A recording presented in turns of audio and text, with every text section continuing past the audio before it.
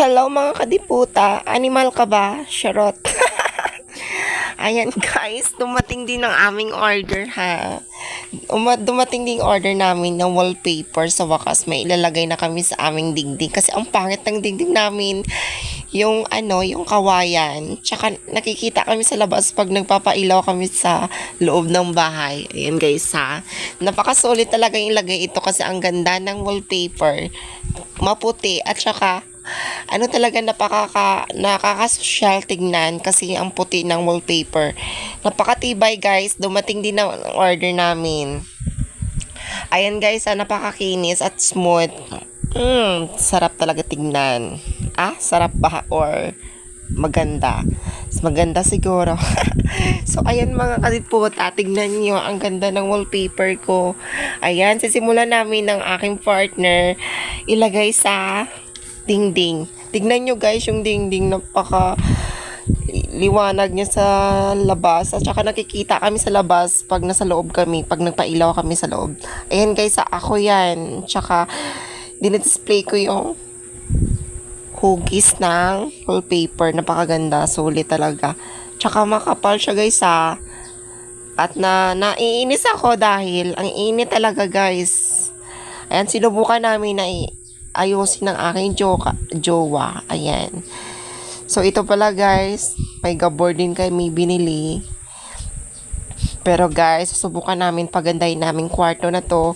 Kasi ito lang talaga ang nagpapasaya sa amin guys. Kahit sabihin nyo man, at least, minsan lang na tayo sumaya kapag may pera naman tayo, lagi na lang tayo sa gastos sa kahit saan lang. Gastos na natin sa gamit natin. Wala tayong gagawin ngayon kundi mag-vlog na lang tayo. So, ayun guys, napakakinis talaga ng wallpaper na to guys. Kasi tignan nyo, nilagay lang namin pero nakikita pa rin yung liwanag sa labas. Pero okay lang yan kasi pag gabi, napakaayos tignan, tsaka malinis. So, ito na ipapakita na namin. Pak.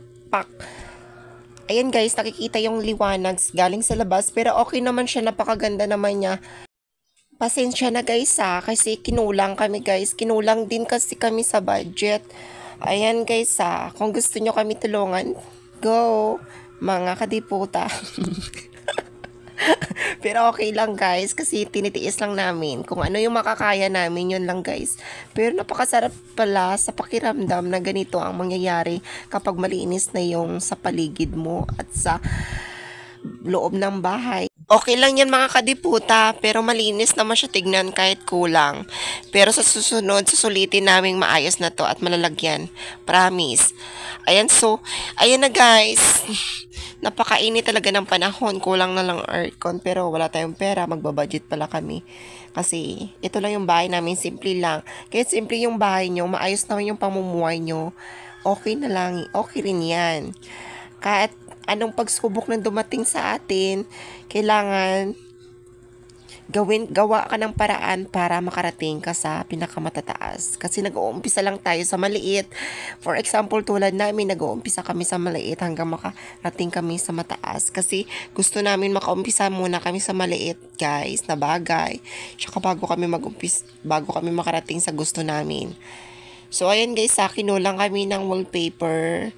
Pero parang nabibitin yata yung jowa ko guys. Kinulang kami ng wallpaper. Pero okay lang, natutuwa naman siya. Ganito talaga ang buhay. Wither lang. Kailangan magsipag talaga guys. Kaya ganito yung buhay natin. Pero makukuha din natin, mabibili din natin. Gusto natin pag magsipag tayo. At kahit ganito lang yung ating bahay, makakain tayo ng 3 times a day.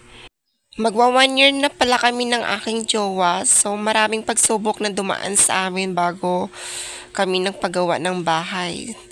Kung saan-saan kami natutulog guys kasi yung mama ko at yung papa ko hindi sila gustong na magka-jowa ako at hindi nila tanggap si Mel.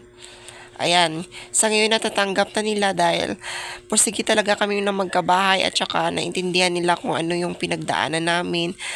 Naka 1 year na kami sa pagsasama sa galaan at nagkikita. Lagi talaga kami nagkikita guys. Ayan, nagkaroon kami ng bahay dahil nag-ipon ako at saka nagtiyaga talaga ako na kami na para makamit yung pangarap namin. At saka, ganito talaga kami guys. May away, tsaka may bati, pero okay lang naman yan. Pero ganun talaga magka-relasyon. Hindi porket nag-aaway, hindi na kayo nagmamahalan. Pero mas mahal talaga yung karelasyon kayo na nag-aaway kayo at nagbabati. Pero okay lang, natural lang talaga yan sa magjowa. Pero guys, sa 1 year namin pinagsamahan, gusto namin magkabahay. Ngayon lang kami nagkabahay kasi yun nga. Tsaka guys, napakahirap pala pinagsamahan namin. Yun lang. Sobrang hirap. Ito na guys, ay ipapakita na namin na. Ito na talaga. Ito na pagkagabi. Gabi na. Ayan. Napakalinis. Napakalinis tignan mga kadiputa. Sa mga nanonood ng vlog namin guys, ayan, supportahan nyo kami sa susunod naming vlog kasi meron pa kami i-upload na makaka-inlove sa inyo at makakatibok ng puso nyo sa aming team lover. So, subscribe ka na sa channel namin kung ngayon ka lang nakakita. So, pasalubaybayan nyo kami guys. Salamat sa panonood.